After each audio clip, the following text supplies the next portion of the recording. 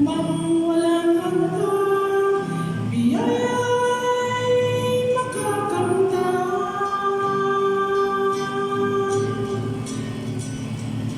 Ang pagmamahal ng Diyos ay walang katapusan.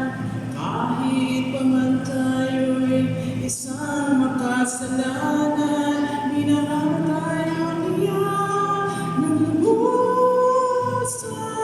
Kaya't siya'y ating purihin at pasalamatan.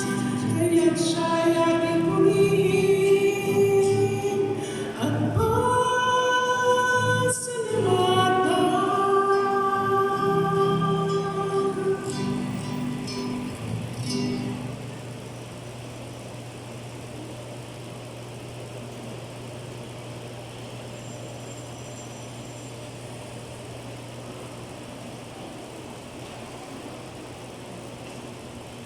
May I request a